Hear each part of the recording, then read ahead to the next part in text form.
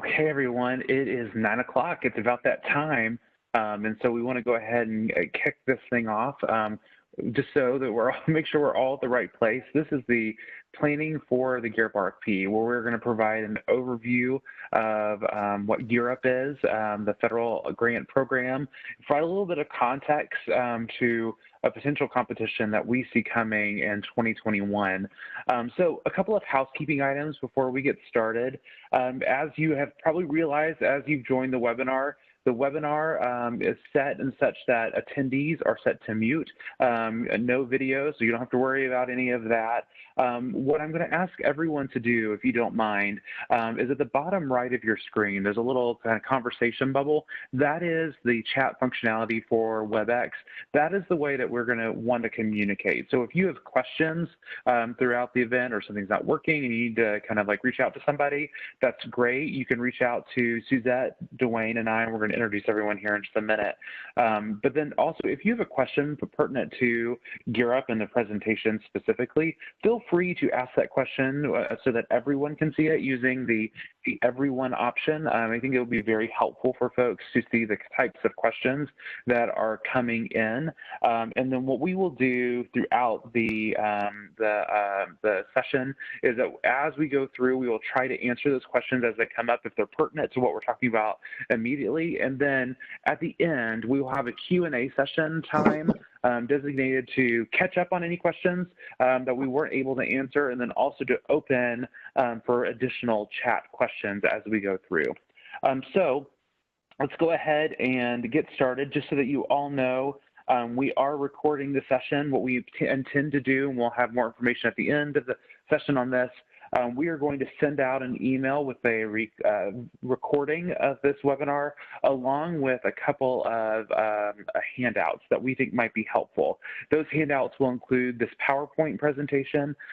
They will also include the most recent Gear Up competition for partnership grants, the application call to invitation to apply, along with some abstracts from the last competition, just to give you some additional context relative to Gear Up more broadly. So let's go ahead and get started. My name is Troy Grant. I am the Senior Director of College Access at the Tennessee Higher Education Commission. And I don't want to assume that everyone knows what THEC is. THEC is the coordinating board for higher education.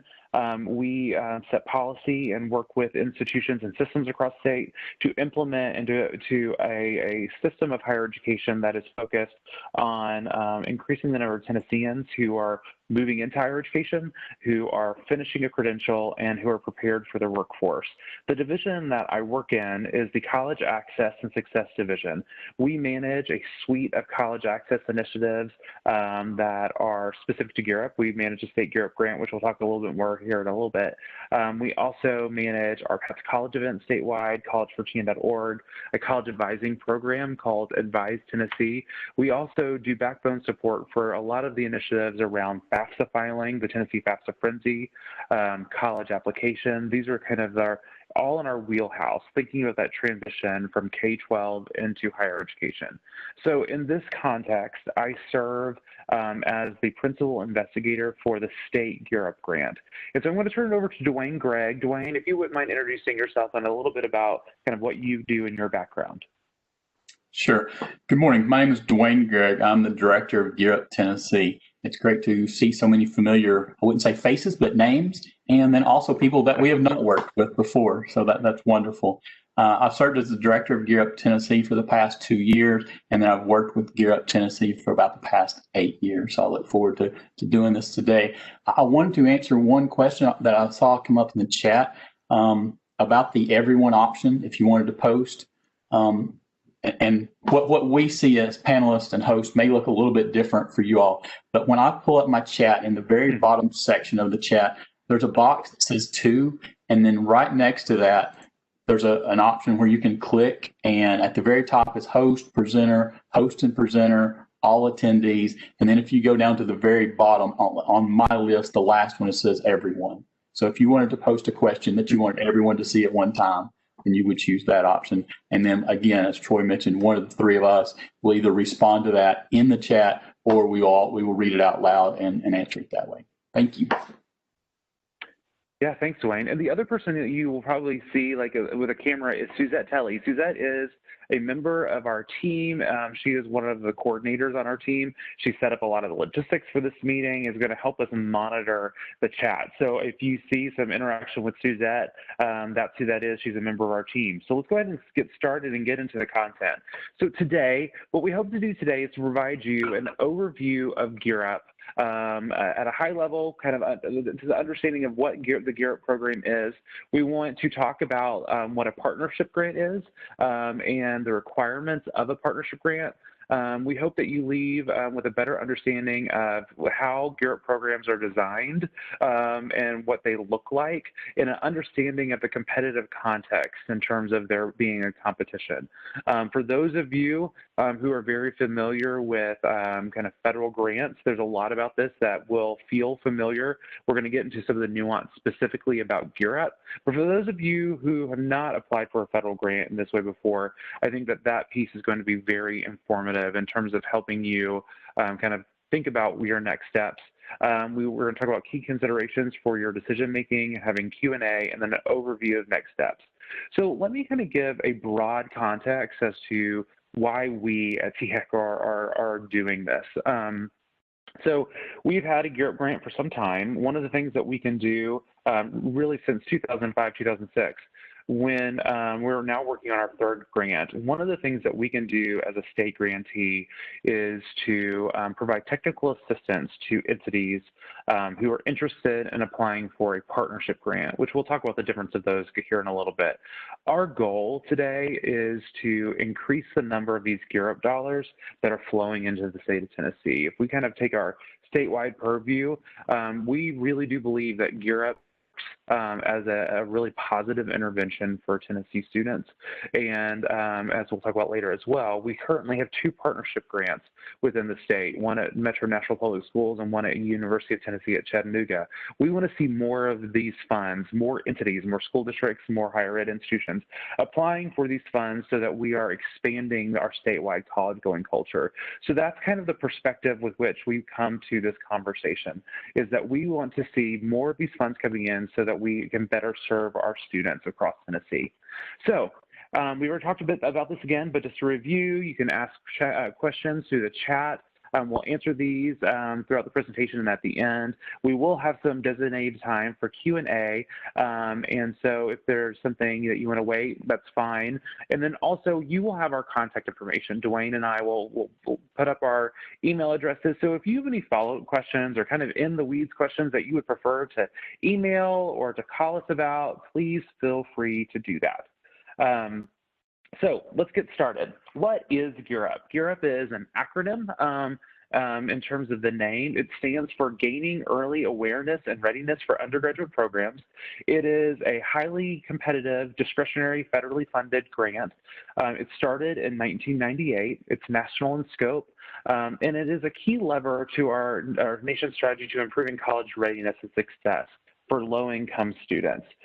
So at the heart of Gear Up is both this early awareness, and we're going to talk more about this, early awareness starting with students early when they are in middle school, but also this idea that we're really pouring these interventions in students who are first-gen, underrepresented, and who are coming from low-income communities.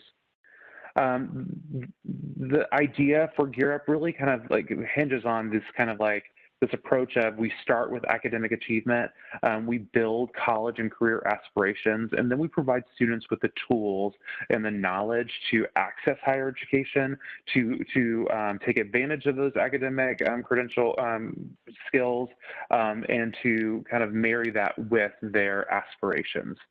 So nationally, there are 3 prime goals for Gear Up. To increase the academic performance and preparation for post-secondary education for participating students.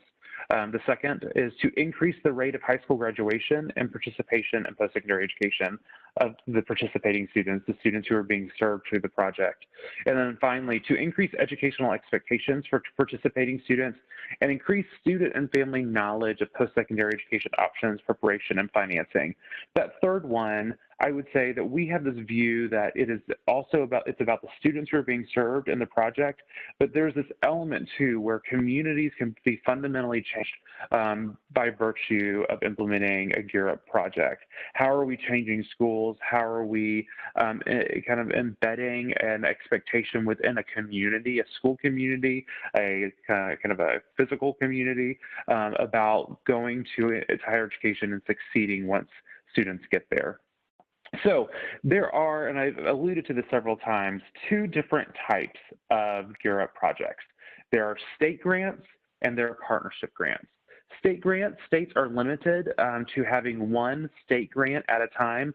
So, and this is, I want to alleviate any confusion here. There are some of you on the call, some of you might be familiar with Gear Up Tennessee. That is the state grant that is administered by the Tennessee Higher Education Commission. We operationalize those grants through sub-grants. So currently we're working in 15 school districts across the state. They're part of the Gear Up Tennessee project. We follow a cohort of students and a priority group of seniors every year.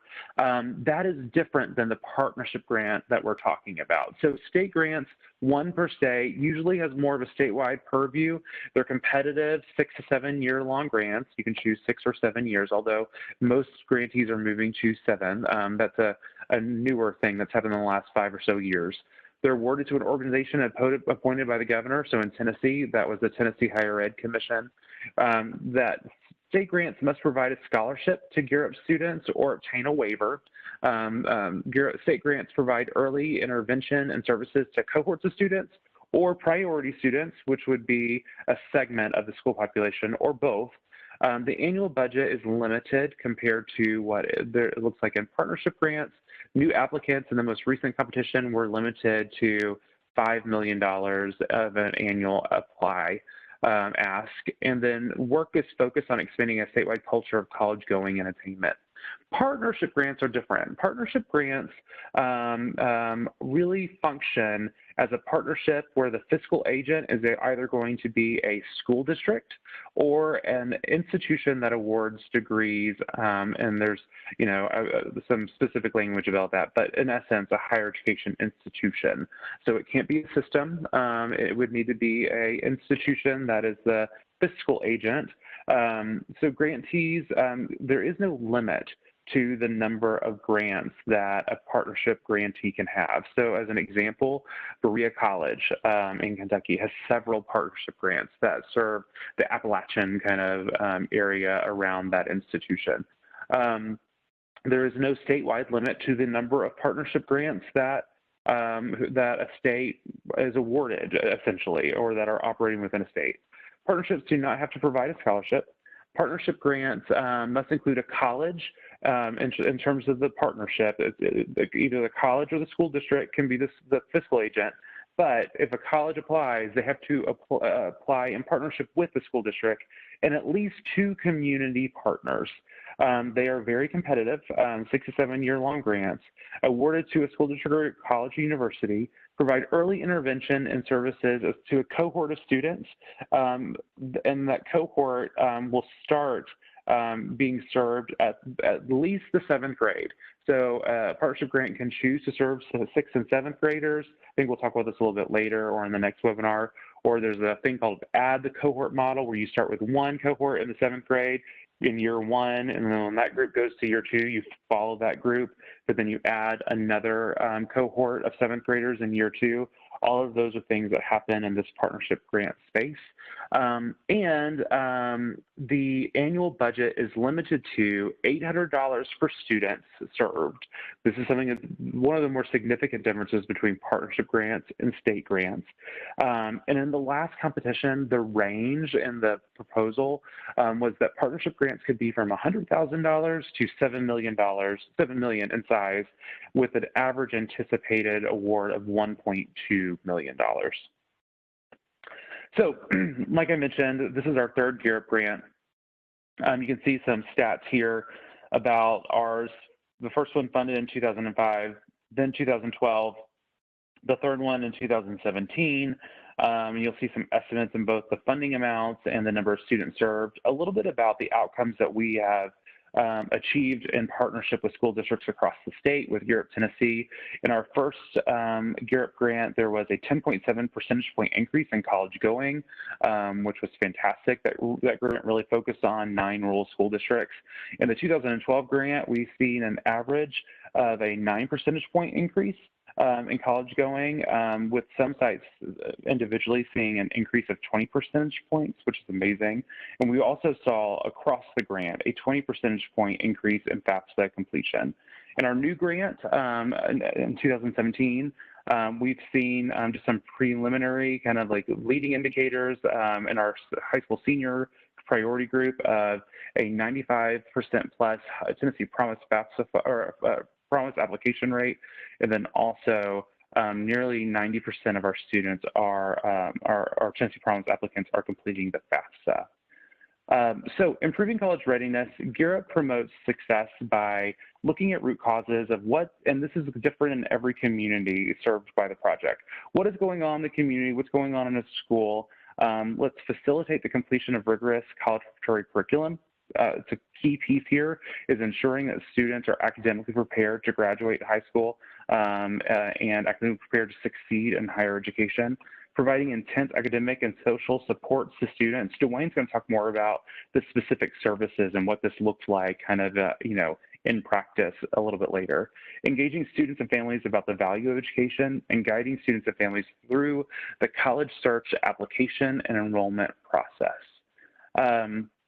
A couple of the unique requirements of Gear Up, and I think these are really important that as you, as institutions, school districts evaluate if this is a good opportunity for your community, these are things to think about.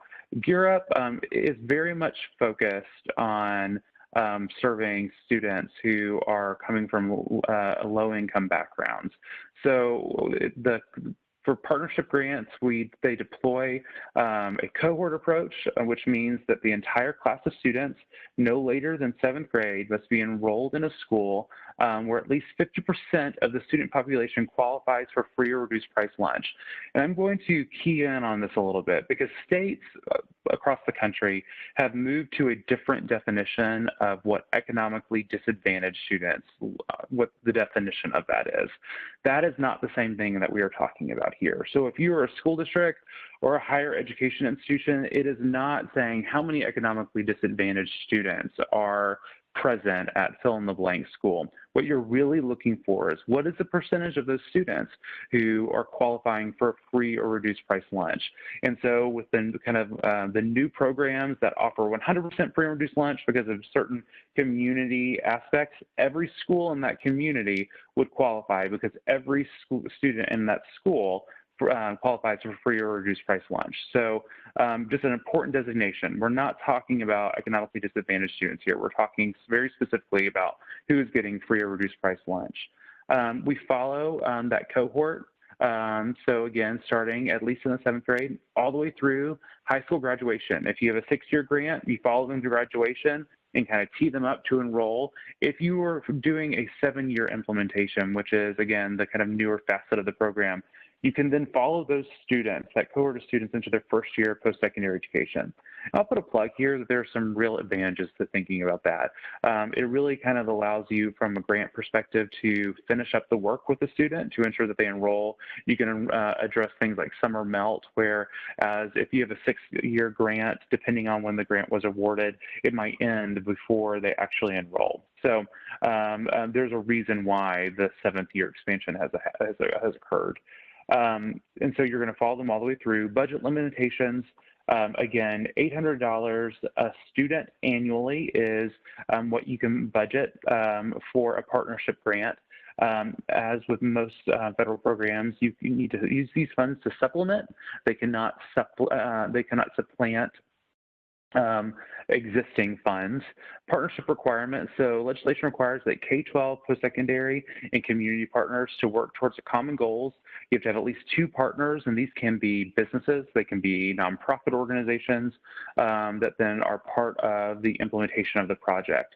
And significantly, there is a grant match component where there is $1 of required non-federal match for every $1 of federal investment. Now, I think that this is oftentimes a little bit of a scary kind of facet of the program, but these funds do not have to be cash funds. They can be in kind, it can be time, volunteer, any time from administrators within the school. So if you're an institution and you're partnering with a school, any space that is dedicated to the project, there are really clear ways to meet this match requirement, but there is a dollar-for-dollar match requirement as part of Gear Up. So with that, I'm going to turn it over to Dwayne, and he's going to walk you through kind of what's possible as it relates to this opportunity. Thank you very much, Troy. Before we do that, are there any questions on the section that Troy just reviewed? I know we've already had some questions and responses that we put in the chat. So if you haven't been looking at the chat, go ahead and do that. But before we get to the end and just kind of wrap up and do Q&A at the end, are there any questions about this particular section?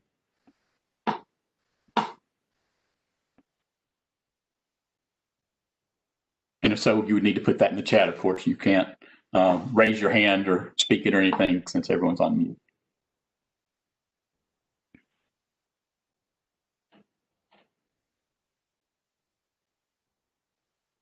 All right, the one comment that I would make, and I was starting to put this in the chat as Troy was reviewing that last slide, the eligibility requirements that he was going through, of course, a lot of the things that we're going to talk about is based upon past competitions. So the competition for next year could look a little bit different, and probably the word little is accurate there. There shouldn't be significant changes or anything like that, but expect that there will be some things that will look different in the 2021 competition that has not been there in the past, to kind of tweaks and changes and things like that. So as you think about what's possible and what you could do with the Gear Up program, I would ask you to first kind of think about, for Gear Up to be most successful, think about the big picture. Think about what is really possible. If Gear Up just kind of becomes another program or another grant or another thing for your post-secondary institution or for your college or for your K-12 system, it's not going to max out its utility. If you will think about what, for both in K-12 and higher ed, you have a master plan, or you already have goals and objectives and things that you want to accomplish over the next couple of years. Think about how Gear Up can kind of be embedded and how it aligns with what your plan already is, some of the metrics that you want to achieve. As you look at some of your gaps and some of your barriers and things that have been challenges for you in the past, think about how Gear Up can solve those things, not necessarily in a way to supplant, but how can it, if you see in a school system that you have a weakness in CTE, or you have a weakness in professional development, or you need a lot more tutoring, or as a high school, one of your objectives is to raise your graduation rate or to raise your ACT scores. If you want to have something that is going to more align a high school with your local community college, or your local TCAT, or local workforce, there's just so many different opportunities of how you can use the Gear Up program. There are some requirements, we're going to review some of these. There's some requirements of services that you are definitely going to have to do that are required. But what is possible is so much more than just what is required of your Gear Up program. One of the things that I would ask you to think about, so as Troy mentioned, that these are going to be 6 or 7 year grants. So think about how you can systematically use the Gear Up program to really change a lot of things about the school system or school systems in your middle school and high schools in a way that's going to be sustained. So that says 2 things, with it being a 6 or 7 year grant that you're going to work with a cohort group of students. One is, there's this group of students that you're going to work with the same students every single year of the grant. So for those group of students, they kind of feel like they are the chosen ones, that they are special. But the goal is not just to use those students to help that student, but you're using those students to change the entire system, to change the middle school, to change the high school, through professional development, through networking with the community colleges and the post-secondary institutions, and things like that. So at the end of the day, after the end of the 6 or 7 year grant, everything about the school system, their needs and gaps and things should have changed, not just with that one cohort group. The other part of that is it's a 6 or 7 year grant. So at that point, everything ends. So the goal is that from the very beginning, you're thinking about sustainability. You're thinking about how you can create this culture that will continue beyond the Gear Up grant.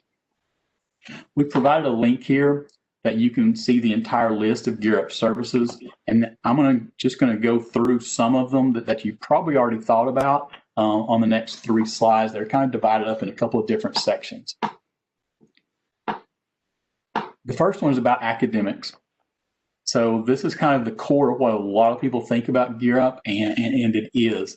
But then there's a couple other ones that will talk about this. Some of your Gear Up requirements are things that you will do with your cohort group every single year of the grant. So if it's tutoring and advising and things like that, that you will do this with them when they're in 7th grade and 8th grade and 9th grade, when they're in seniors.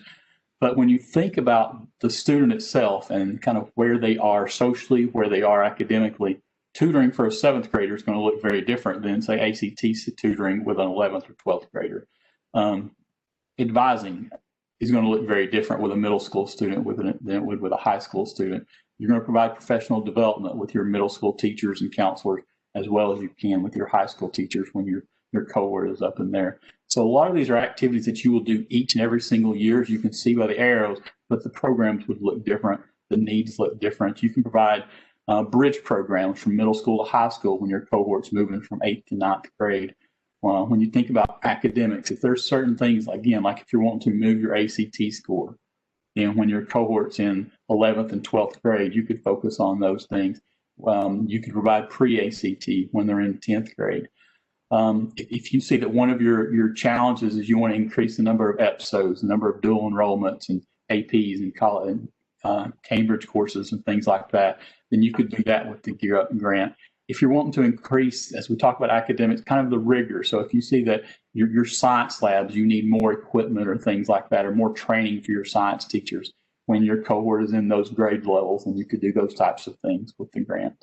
Next slide.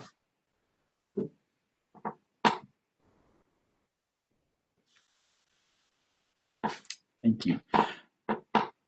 Aspirations. So, I mean, so much as you think about our students in the state of Tennessee, we all know the reasons that a lot of them do not matriculate into college or succeed when they get there is not about academics. It's a lot of those other things and a lot of those other reasons and things that hold them back.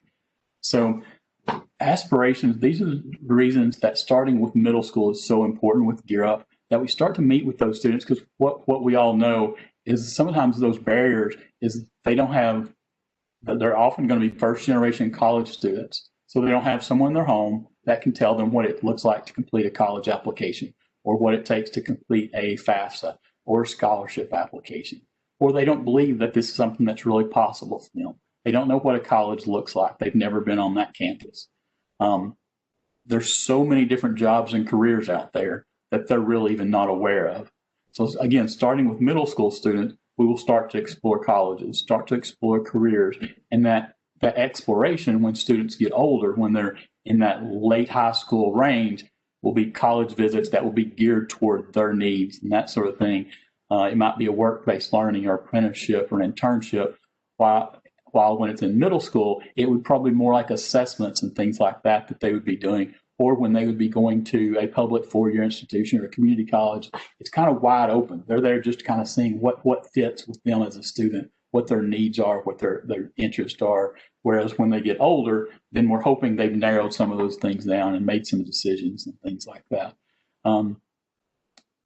The next slide, no, you're fine, Troy. The next slide with college knowledge. So again, what we find with a lot of our first gen students is the knowledge, the information, the things that as those of us that are in K-12 or higher ed that we just almost take for granted sometimes, a lot of our students are not aware of that same vocabulary. So this is about financial literacy. This is about FAFSA. This is what does college cost? How do you save for it? How do you pay for it? How do you apply for college? When do you apply for college? What's out there as far as different colleges and things like that.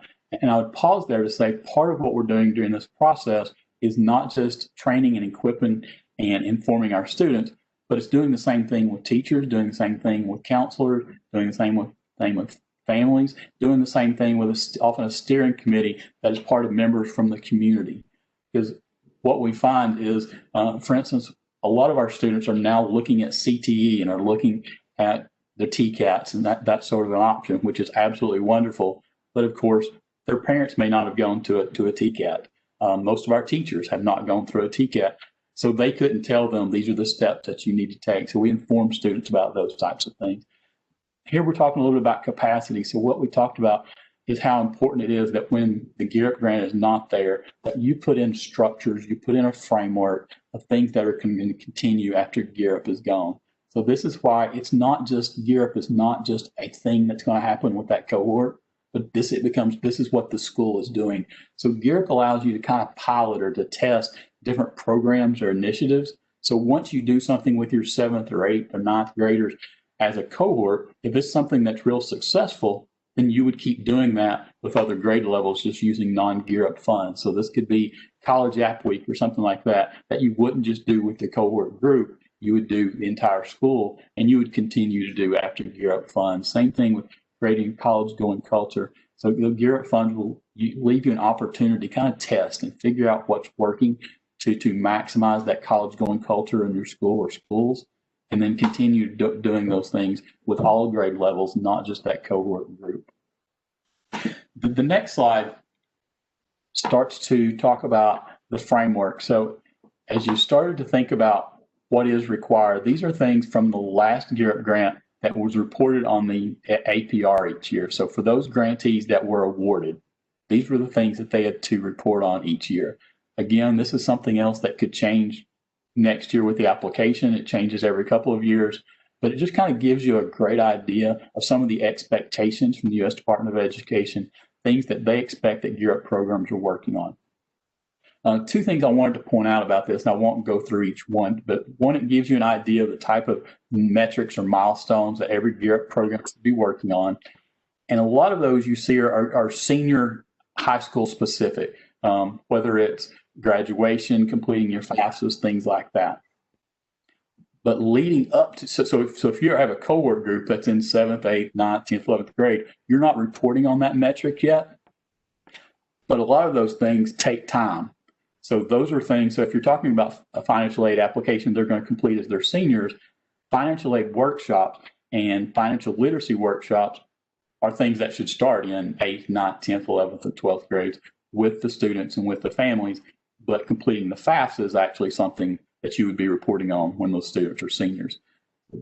The other thing I would mention here is there were several metrics that you would complete that year. So as you see, it starts out with the number of your students that passed pre-algebra, the next year, the number of students that passed algebra. So there's some metrics that you would be reporting on each year as your cohort is in that grade level. There's a lot of other metrics that you want to, when you're putting together your plan, and then when you're implementing that plan, that you will be working on each year, but you won't be reporting on it until a future year.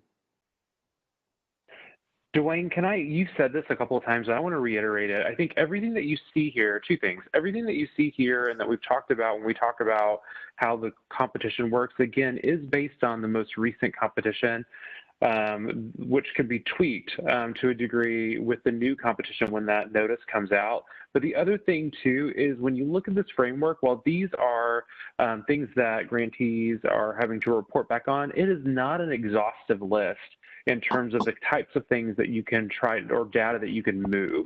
And so again, there are the things that you're looking to move from like those 3 broad goals, but I think there are a lot of things in terms of like if you see that there is a real kind of a literacy problem in the 7th grade that you want to move those metrics. Those are things that as you look at your situation, as you think about what is in fact possible, those are fair game because they point to that high school graduation, college going. So view these as the kinds of things that you have to report back to the U.S. Department of Ed on. They are not an exhaustive list on the metrics you can look to move as it relates to this project.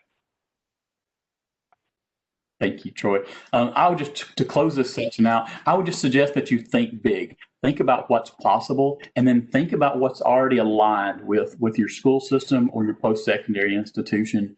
So Gear Up shouldn't be anything that changes kind of where you want to go necessarily, but it should be a tool that you use to help get you probably where you already met with people at your school system or post-secondary institution. And when you've dreamed about some things like this should give you that tool to be able to do that and align it with everything else.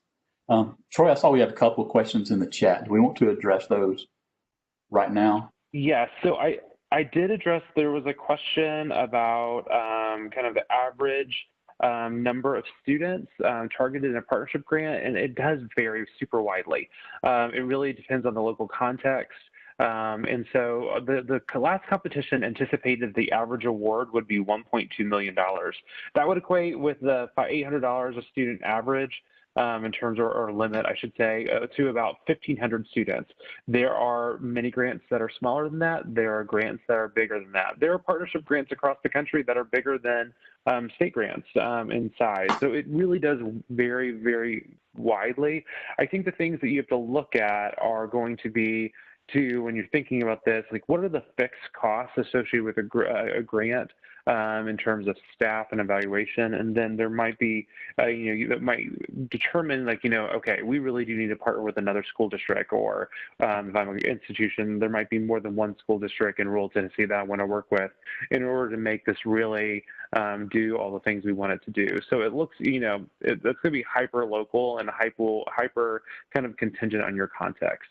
A question we received is, does the 50% free and reduced lunch apply to both middle school and high school, or just B1? So our typical lens through this is that, and Dwayne, chime in here if you think about this differently, is that it is both, but really the way that the grant is structured, you're starting with the middle school.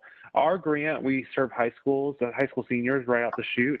And so you're going to base that initial eligibility in terms of the students being Gear Up students based on that 6th or 7th grade or pre-7th grade, whatever the school is, if it's a K-8 school or middle school, that's what you're really going to be looking at, that they're eligible for free and reduced price lunch.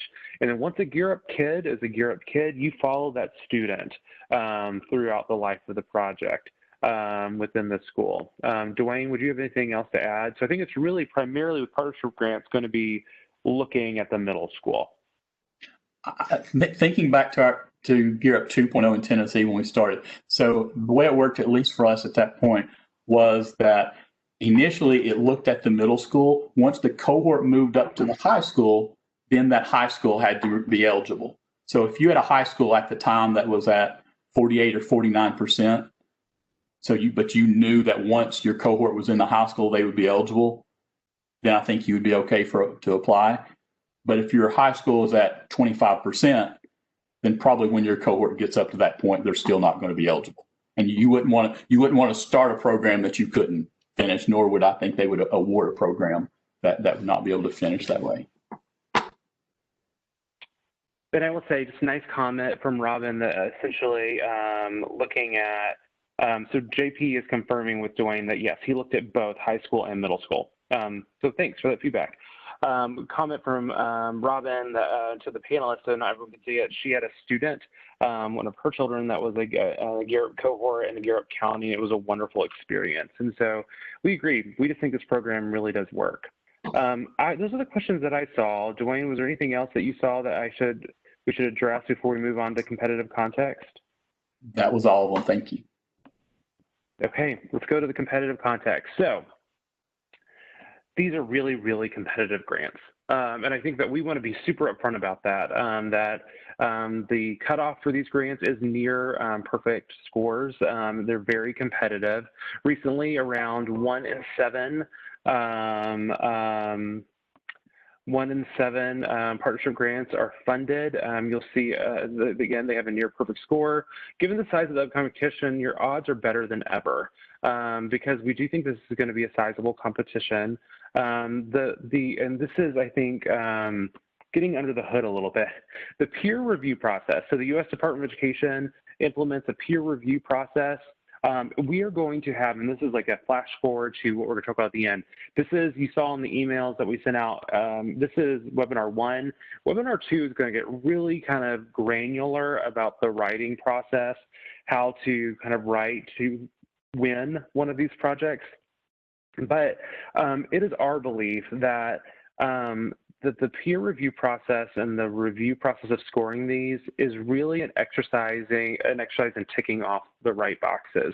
So it's certainly attainable. I mean, you have to have a good idea, but you have to make it very easy for the reader to give you all the points in a section. So clarity, we'll talk more about this at the next one. So when you see that selection criteria, you don't allude to the selection criteria. You take verbatim selection criteria and you dump it into your proposal and make it easy for the reader to say yes.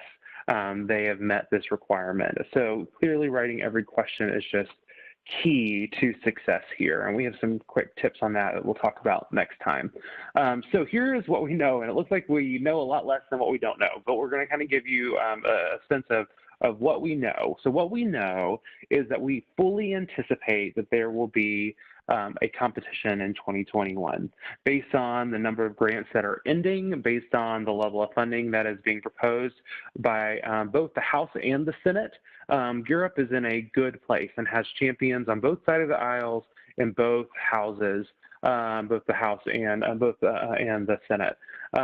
Here's what we don't know. We don't know when the RFP will be released. Our understanding is that it's going to be in 2021. Stranger things have happened, but that's kind of what we anticipate. We don't know what the competitive priorities will be. And so what there is the kind of core pieces of Europe, but it is not uncommon with Europe federally for there to be additional like bonus points that you can compete for, 3 to 5 points that are surrounding kind of competitive priorities. They're usually priorities of the administration. Obviously, too, that's an interesting nuance this year with the kind of specter of there being changes in administration and how that's going to flow through and when that will flow through in terms of the Department of Ed. Based on the timing that we're here, I'm not sure that a new administration, there's going to be much change in terms of the nitty-gritty kind of competitive priority points in this cycle, maybe in a future cycle, but that's something that we will continue to watch. The partnership RFP does look different from the state RFP, and we don't know if the U.S. Department of Education will make changes to align them. So in this last competition, this is a little bit abnormal. They've never done this before, but they had a competition that was just for states. That was following a competition that was awarded primarily to partnership grants. And so this next one, we are not sure, because when they are released, there's going to be a release for the state grants, and there's going to be a release, an invite to apply to the partnership grants. So what we don't know is if they're going to kind of mold the next round of partnership grants to better mirror what the state grant looks like now. Up to this point, they've been a little bit more in lockstep. And so currently, they're a little bit different. If the U.S. Department of Education, we don't know if they will remove any of the selection criteria. We should know this in a couple of weeks, and we know that, and we haven't really talked about this, but at the top right of your screen, you'll see our TSAC logo. NCEP is the National Council for Community Education Partners. They're the National Technical Assistance Organization for Europe. We partnered with them in developing some of this content. Their interim president is going to join us for the second webinar. And so they're in regular communication with the U.S. Department of Ed. So any kind of like indication we get ahead of the actual announcement is usually through our partnership with NCEP. So this again, based on the last competition, the 2018 competition for partnership grants, this is the distribution of the points. 15% for need, 15% for project design, 15% for project services, 10% for personnel, 10% for the management plan, and then 20% for project evaluation, the heaviest weighted of the sections, and then 15% for adequacy of resources. So when the RFP comes out, there will be very clear indication of what this distribution will look like. It will also detail what very specifically the readers will be looking for in each of these areas, which then I think it gives you a good prompt in terms of how to frame your proposal. The selection criteria include a wide variety of sub-criteria. Again, this is these like actual criteria that they will be checking off.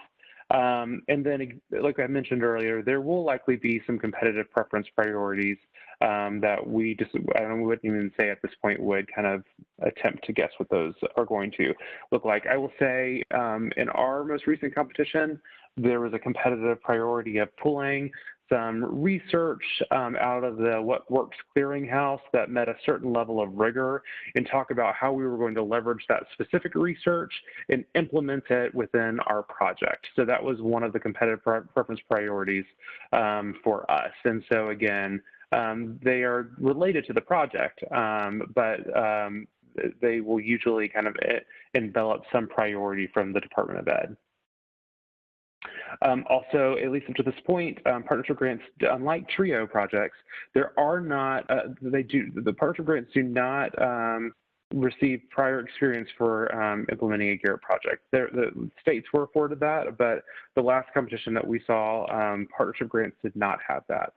Garrett grants do require a logic model, like many grants, and I won't necessarily go through this. You'll see this in the spreadsheet, but what we provided you was a template for a logic model with kind of some ideas of kind of how we have approached that from a state grant perspective that we hope this will be helpful. So this will be information that will be available to you in the PowerPoint when we send it out.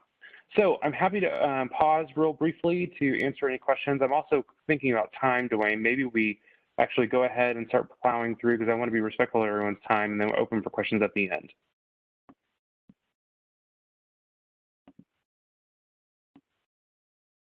Are you there? Are you on mute? Thank you very much, Troy. I will do that, and then let me answer one question that just came up in the chat. It was a question about advised Tennessee schools, whether or not they're eligible, and I think this would also be true as a point for current Gear Up schools, Gear Up Tennessee schools. So first, just to be really clear, advised Tennessee and current Gear Up Tennessee schools are eligible, and I think it's also, so advised Tennessee serves juniors and seniors. With our current Gear Up Tennessee grant, right now our cohort group is in 10th grade, and we're also serving seniors each year. So to me, it would be ideal to have a group of students in that pipeline from a Gear Up partnership grant that's going to start in 6th or 7th grade. So when we talked about college going culture and sustainability and that sort of thing, having another group of students that you have that's going through, so you're not serving the same students with different amounts of money, so there's not a problem with it like that, but it gives you another group of students to change that culture in your school and to increase a lot of those metrics that you're already working on in different ways. Two additional questions that came through, Dwayne. Is there a typical time of year it's released? So usually, well, I wish that there were. I wouldn't say that there really is. I mean, I think that we've seen them. I think when we applied, that we opened maybe in February or March, and then we submitted April, May. We've also seen where they've opened in the summer and then been awarded. So, I mean, I think typically they target spring, but again, it really just depends. And then the question was, do we expect any benefit for a new administration, new president, for the number of dollars that are available? There won't be any change in terms of the $800 per student. But in terms of, it really is Congress who drives the allocation that is available. And indications are that even in this kind of difficult economic time, that we anticipate near level funding this year. And that's what we're hearing from both sides of the Capitol. So I don't know that we would anticipate any huge shift with the new administration.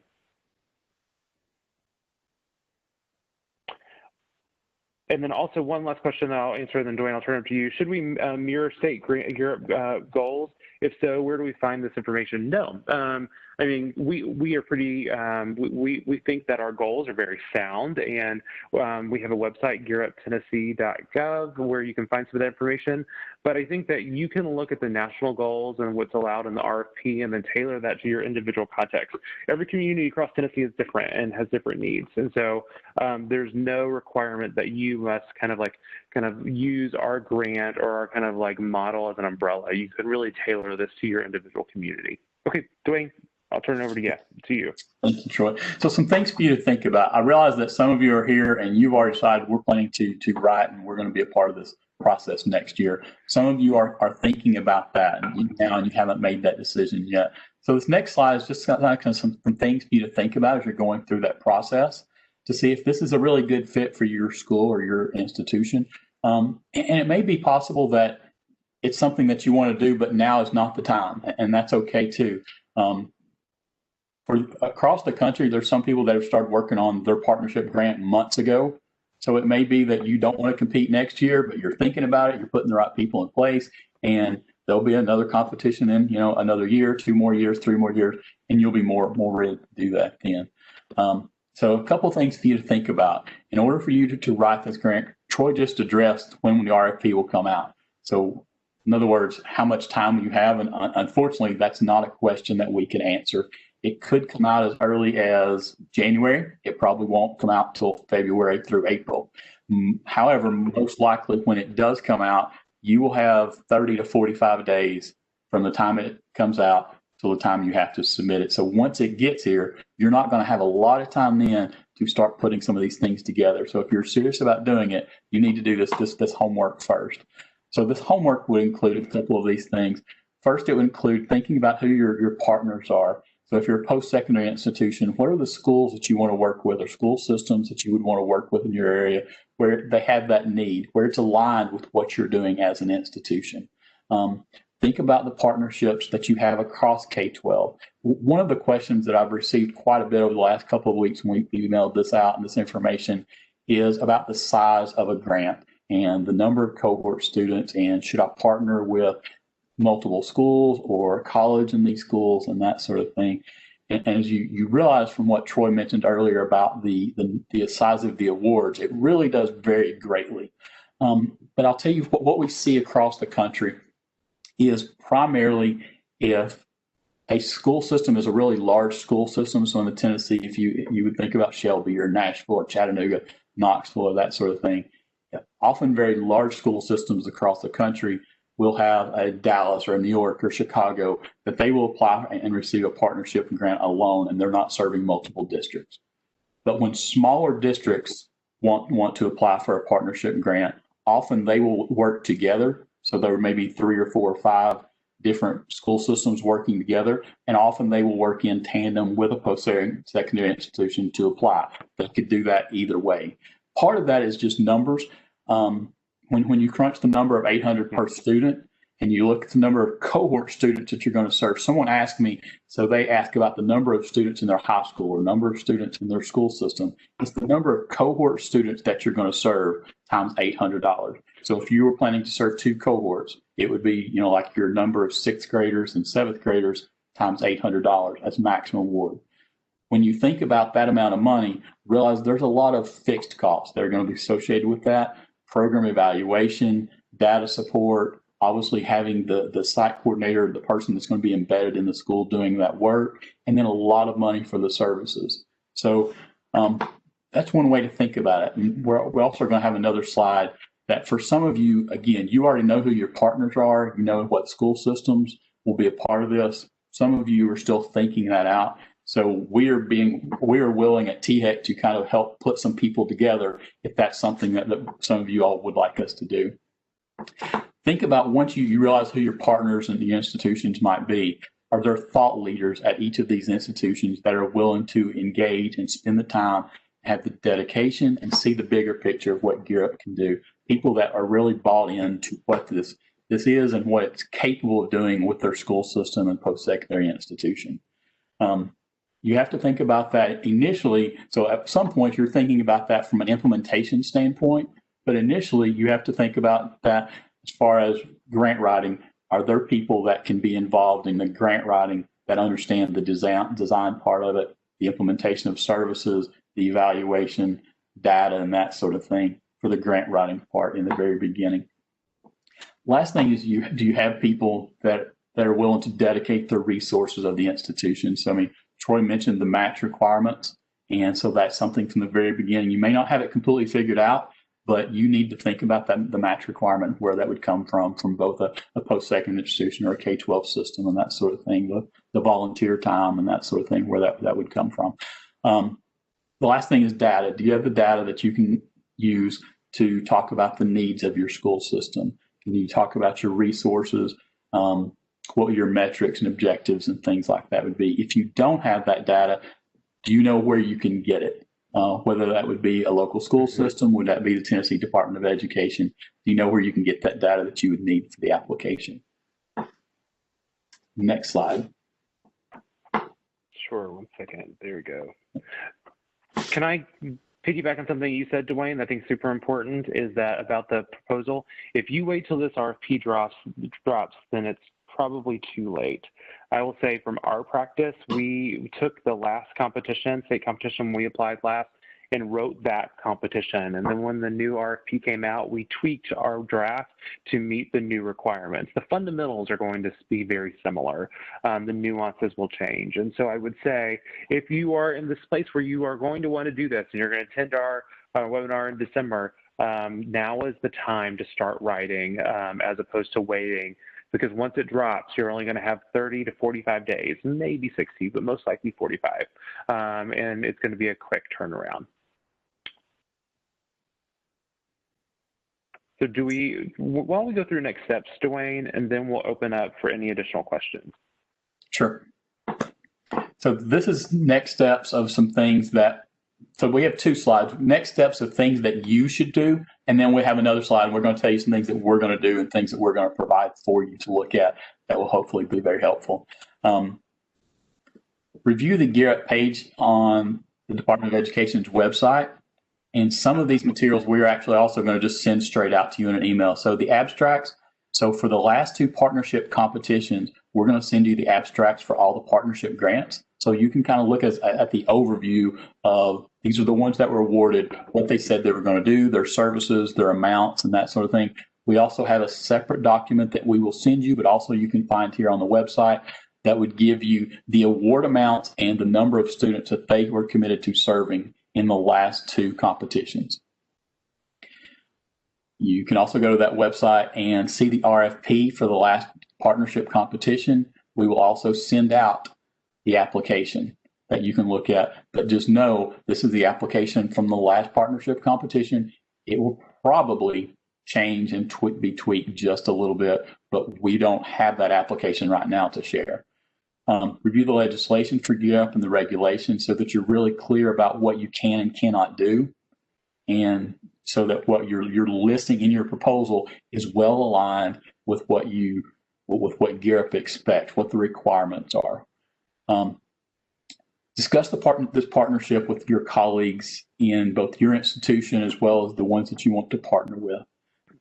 Next one is let us know about whether or not you're planning to write and who your partners may be. So if we find that there's a school or a school system that they really want to be in a partnership grant, but they don't feel like that they're large enough by themselves to do that, if we know that there's an entity around them that is writing a partnership grant, and then we will at least put you all together and see if that may be an opportunity for you to include them or not. That would definitely be your decision, but we will try to marry some people up if someone asks us to, but they just know they don't have enough students to make this happen on their own. Right after we conclude this webinar, you will receive a survey, and there's just 2 or 3 brief questions in it. One of the questions is, do you have any more questions that you could, and have we answered all your questions with this? So if not, you could just email us right then through the survey and let us know you had another question. There will also be a question that, are you willing for us to share your information with other entities, your contact information again? So if there is another school system that had that need and wanted to know who they could connect with. The last thing that we would ask you to do that would be very helpful would be registering for the webinar on December 3rd. Again, this next webinar is going to be conducted by NCEP and the executive director of NCEP, and it's going to focus more on grant writing tips and tricks and things that he has seen that has been successful in years past, kind of the do's and don'ts, what the readers are looking for, what their expectations are, things like that. So hopefully today's kind of been a really good overview for you, helped you decide, is this something that I want to pursue or not? The next webinar, once you're in that writing stage, will give you the tips and tricks and things to do to include in your application. The last thing is you may contact us at any time. The last page of this includes our contact information. You can email us with any questions that you have.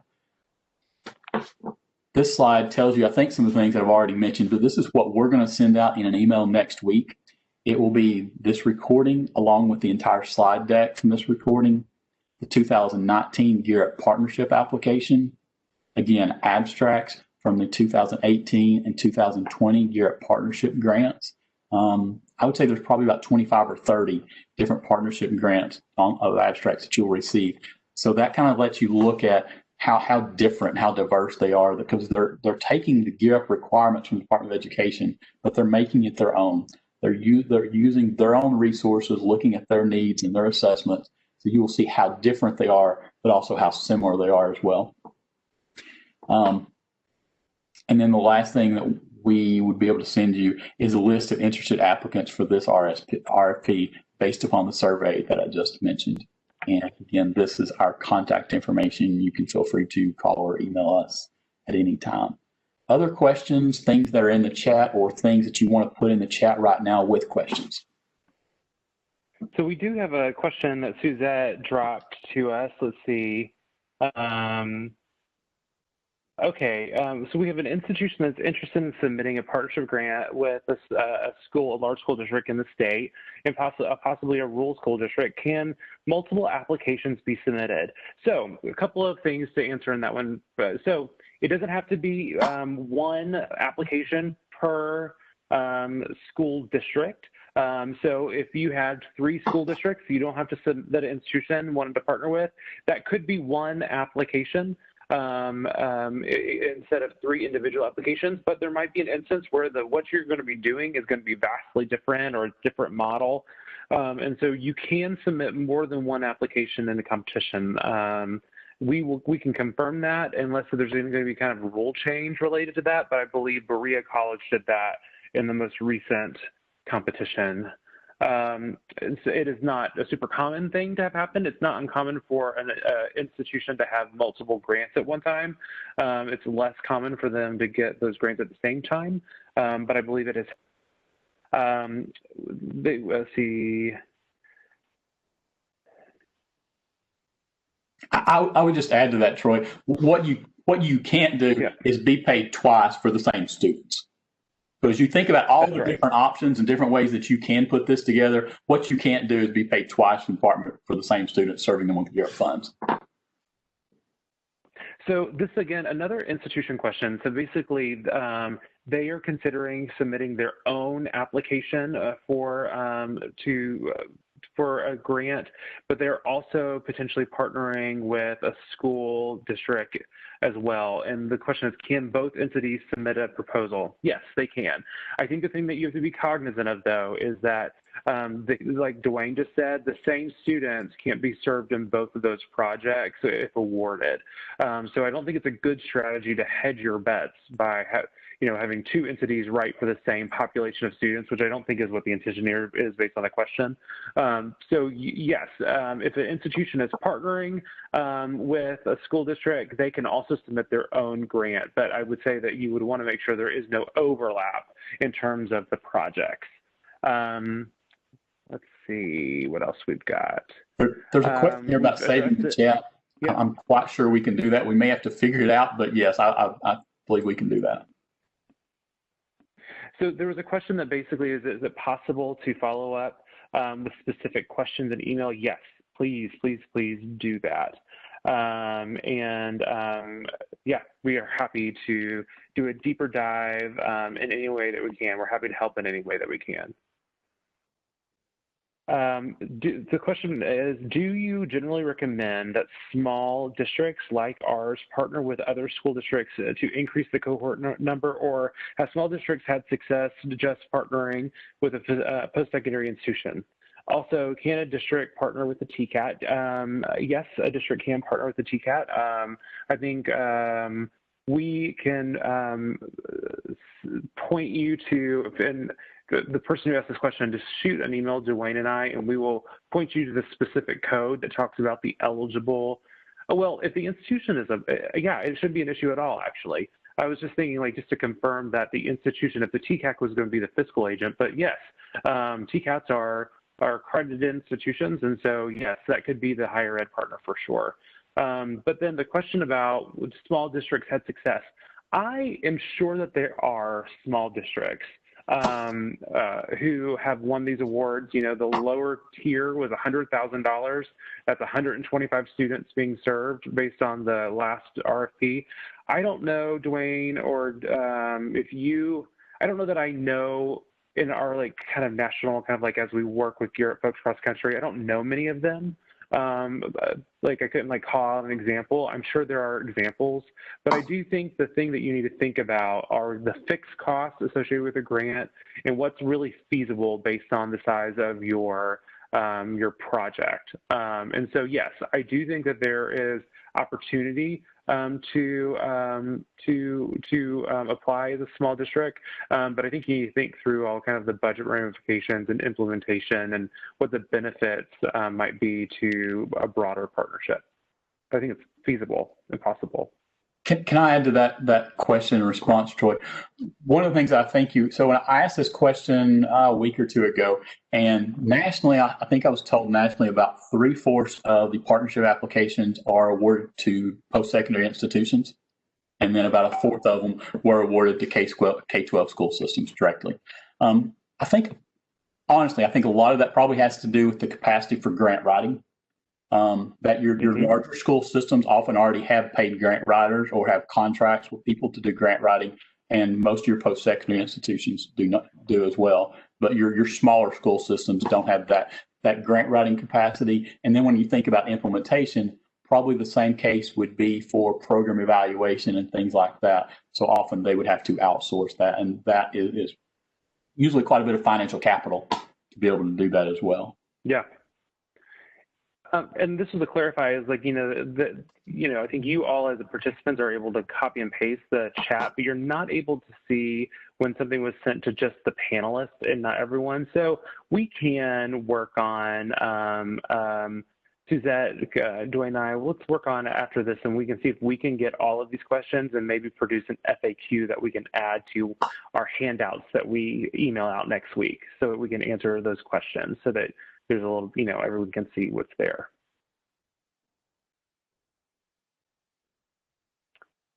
Any other questions? We are officially 3 minutes over, and so I want to be respectful of everyone's time. Any other questions that we could answer via the chat?